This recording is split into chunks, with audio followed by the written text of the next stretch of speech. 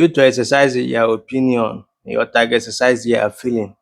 You na as onye Igbo bụ abuse other people. Or if unu na-agwa m akwa ya nwa kpatara unu ji were asị na Yanbaba etiga afịa n'akwụkwọ ndị saboteurs. Some of unu amakwuru n'ife bụ Sabo. Do you understand me? A host who, nabatara a guest.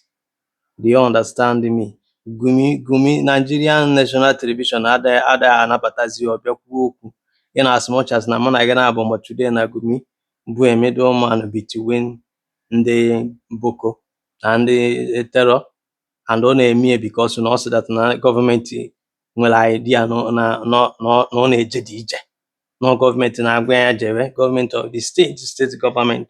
Do you understand me? Maka unu ji akpagharị na mana mana na-anọ meeting na Chijioke Igwendo Yanbaba no Sabo na sabotage the struggle. Na eti ndụ ya at risk. Mbọsị ife nwa ga-eme ya ka m ji wee gwa unu that na onwere ife dị iche unu and the bandit, the terrorist. Nwere ife dị iche. Do you understand me? Nwere ife dị iche. Nwere ife dị iche gị na Fulani jihadist.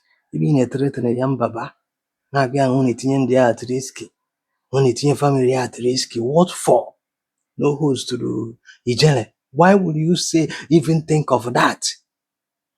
As onye Igbo Igbo, for you to achieve if you na-ajụ ya akpa onye Igbo ibe gị, then I'm putting there against it. Sabo. Why? Do you not understand me?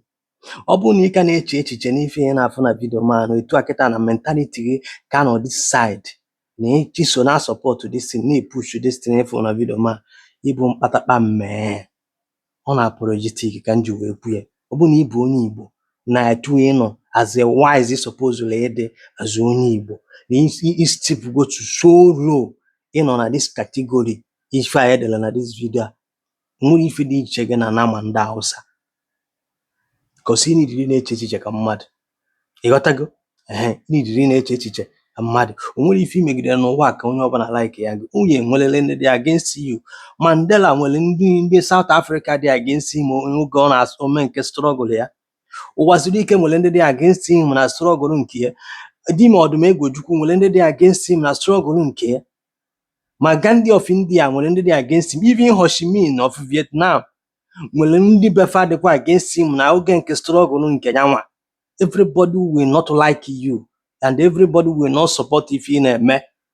Ife abụ mmadụ ka mụ na gị na-abụ. We have individual differences. We have our own opinion. Anyị nwere ka anyị si understand things. Anyị nwere ka anyị si afụ ife. Echiche mmadụ na-abụrụ ofu. Onye mkpata ndị Igbo ji wee sị gị n'uche bụ akpa onye ọbụla nya nke ya. N'uche abụ n'ofu. Uche onye adịghị njọ. Ife ndị Igbo gwa mụ na gị na-abụ. Ọ bụrụ na ị bụ onye Igbo na ị ka na-eche this kind of echiche, onye sokwa gị bụrụ, o nwere ife dị iche gị na nama ndị Hausa a ga-egbu n'okeshọn.